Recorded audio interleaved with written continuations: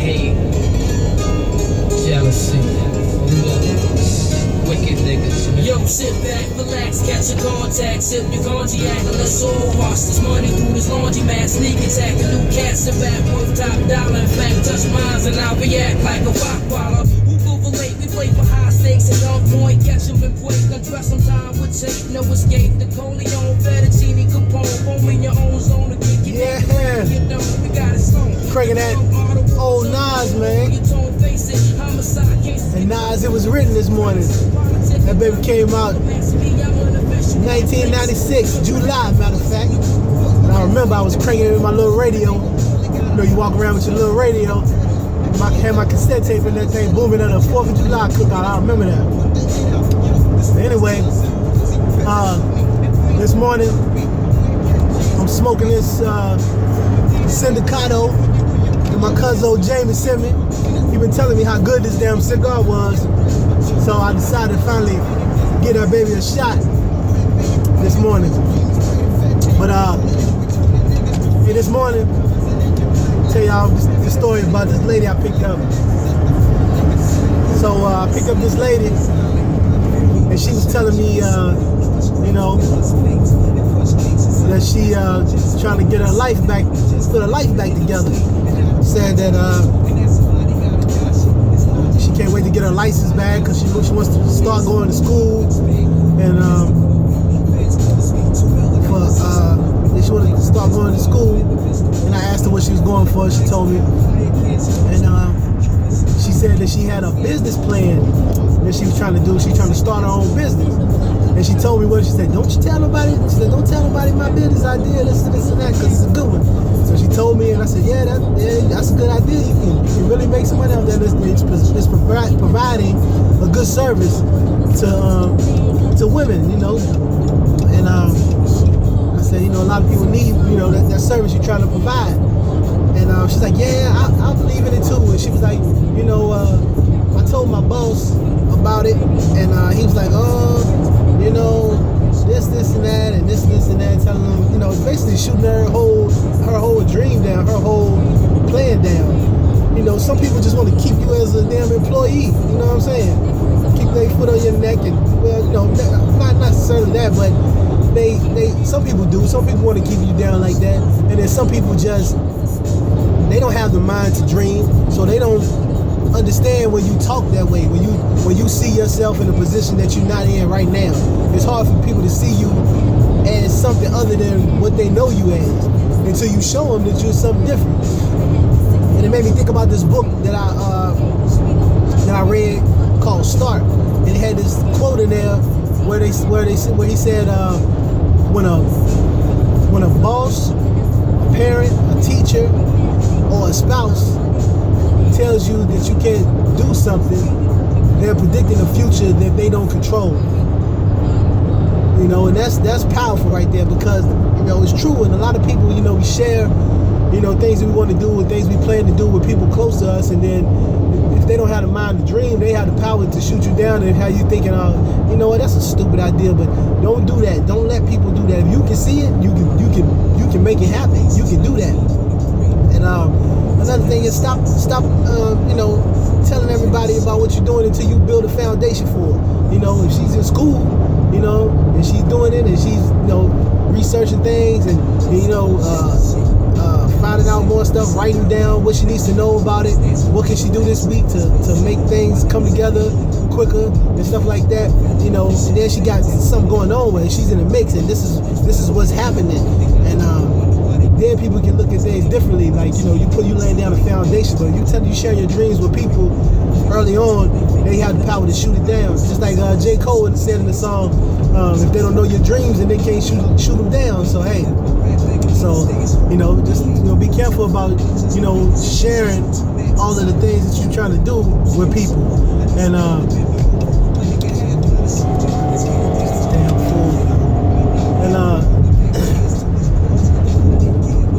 so she was, you know, basically telling me about what she's trying to do.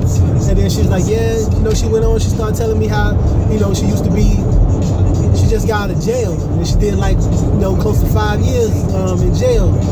And she was out trying to, you know, put her life back together. And luckily her boss hired her back, the same job she had before, went back to that same job. So he looked out on that aspect, and but she's trying to do this thing, you know. And she's telling me, man, she was one of the first females. She basically said she was in the game for a couple decades, man. Like she was in that thing for a long time, trying to change this thing around. And you know, since she been to jail, she said that's the thing she fears the most. You know, she doesn't want to go back to jail. So not that, you know, getting killed or, you know, violence or all these different things that comes along with that stuff. The thing she was worried about the most was going back to jail. So she didn't want to do that again. But it was interesting talking to her. She was saying she was one of the first females in one of the, you know, the longest running gangs here in Atlanta, and or hell, it might be all over, I don't know. But I know she said it's one of the longest running ones. And she told me the name of it. I'm not gonna say the name of it. I don't know, problem. But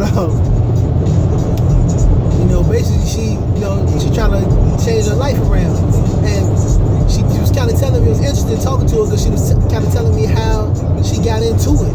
She was basically saying, you know, that her and her mother, she came from a, you know, abusive home, from her mother, from mother's boyfriends, her boyfriends, whatever, abusing her and stuff, and you know, she ended up leaving the house at one time, and then when she came back to live with her mother, she was older. And then her mother tried to pull the same stuff she used to do, abusing her. She gonna ball her fist up at her. She said she balled her fist back up. Like, I'm too old for this. You're not gonna hit me anymore. And her mother was like, oh, you grown, you can get the hell out. So she left. She called, you know, some of her people in another state and moved there. And when she got there, you know, her people went into all of these other things, these gangs and stuff. And those are the people that took her in, and those are the people that showed her love and, you know, gave her opportunities to, you know, do some things and make some money, even though, you know, it's not the correct way, but these people are showing the love, something that, you know, a lot of these kids never had. So they look at it like, well, what's so bad about these people, you know? Or what's so bad about this situation? And that's how she got pulled into it, man. You know, you really got to be careful about, you know, if you come from a home of abuse and stuff, you have the power to change your family tree. And you know, you can change the path of the whole generations after you. If you don't know about something, you know, if you don't like the life that you're living or a life that you had, most people, it's a natural thing to change, to want your kids to have better than you. And then a lot of people, they just teach their kids like what people taught them. You know what I'm saying?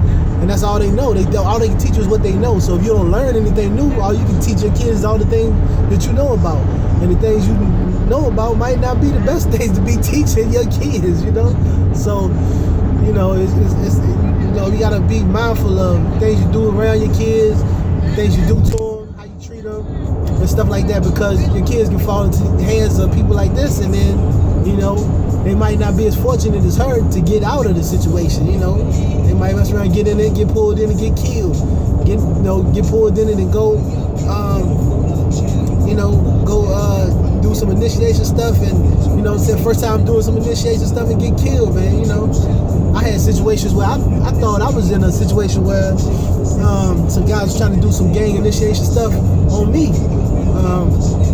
I went to this place, man, a little shady looking place, man. You know, you don't know what the place look like until you get there.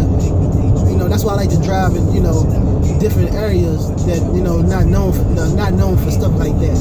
But Atlanta has a lot of pockets where you'll be in a nice neighborhood and then you bust a right turn and then you're in the hood. So I went to this place and, man, to the back of this damn apartment. And person texting is like female, and she was like, yeah, when you get here, you know, let me know when you get here or whatever, and had like hearts and all this stuff at the bottom. I could tell it was a female. So when I got there, you know, I sent her the text, say I'm here, and then these two guys came out, two younger guys, and so when they came out, they came to my window. One of them was at the window, one was like kind of standing by the sill. I couldn't really see him that good, and so I cracked the window. I was like, yeah, what up? He's like, he said, hey man, you got change for $100? He said, cause he owed me $20. I said, no, sir, I don't. You know what I'm saying? And no, I didn't, because, you know, we don't carry cash. You know, that's the whole purpose of Uber. It's all digital. And anybody out here trying to rob Uber drivers doing stupid stuff, it's pointless, because, you know, Uber drivers don't carry cash. So I told them nah, and then they were over there talking Spanish. I said, man, I wish I knew how to speak Spanish. Wish I knew what they were saying.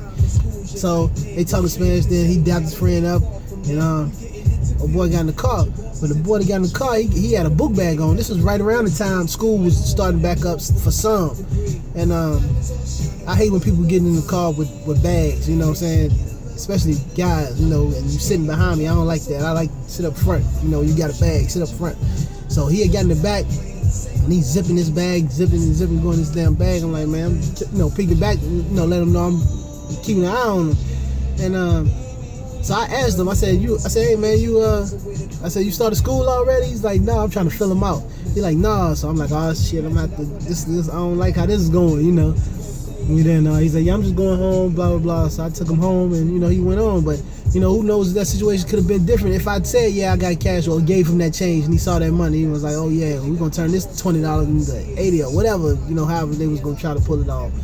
But, you know, I wasn't feeling that situation. But, you know, that's one of the situations where people do stuff and, you know, say that happened and he tried that with somebody else and you know, it went wrong. He could have got shot and killed, and then you know what I'm saying, your child is gone for something, you know, because they got tied into something because they thought it was about love and stuff. So, but that's that, man. Just be safe out there and be mindful of the things you teaching your kids out here. But no, I just want to talk about that. Talk about, you know, you had the power to change your life around, and nobody's in control of that but you. You know, the decisions you make, the information you feed yourself, all has an effect on what you do. The Bible says, as a man thinketh, so is he. That means whatever you think about, whatever you know, put into your mind every day, and that's the things you are.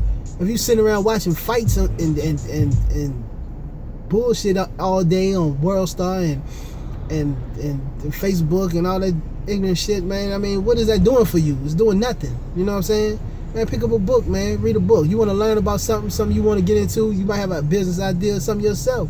If you want to get into that, man, feed your mind that information and see where it goes. Books have the power to make you expand on other people's ideas. So people might be talking about something, and then you take that information and it makes you, it jogs your memory or jogs your thought process on something else.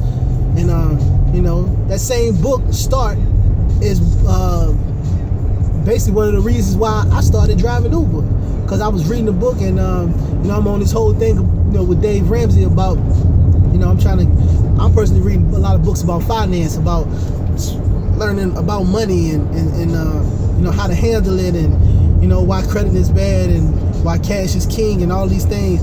And Dave Ramsey gives this book away a lot to people who try to figure out where they want to go with their life. It's called Start by John Acuff. And I was reading it, he was telling a story in there. Damn, my cigar went out on messing with y'all.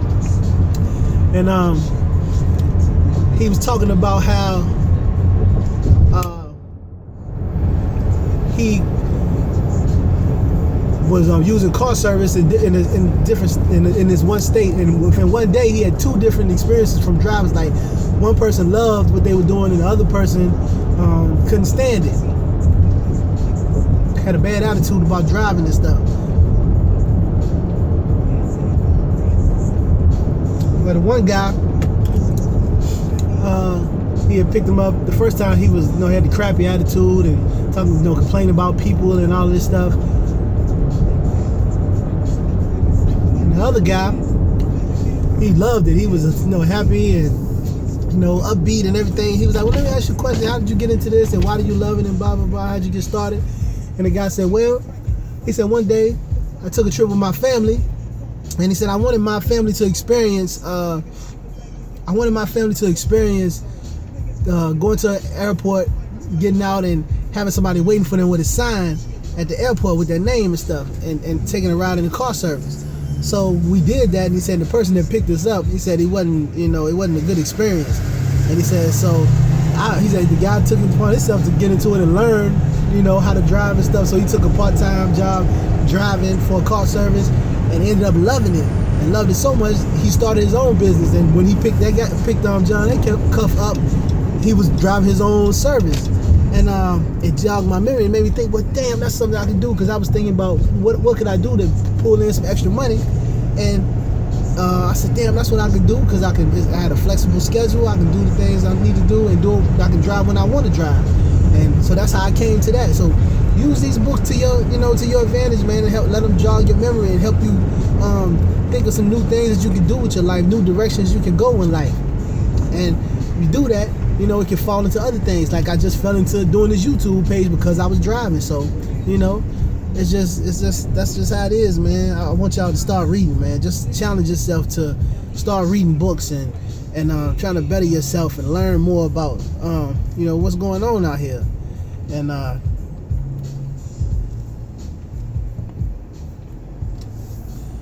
think, everybody can benefit from doing that. But my commute is over, and I'm about to go ahead and get to it at the gig. Didn't even get to finish my cigar this morning, man. This baby's good. Sindicato Maduro. Shout out to Cuzzo Jamie for hooking me up with this baby.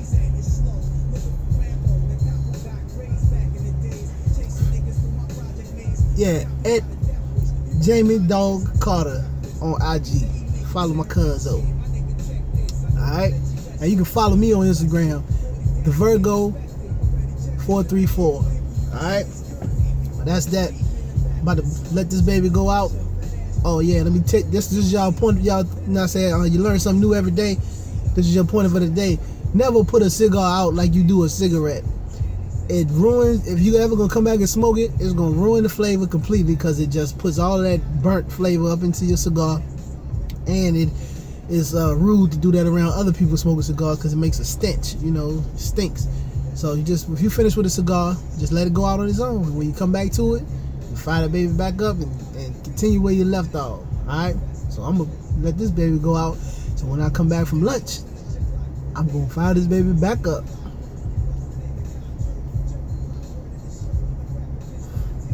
Alright, y'all. Y'all have a good day.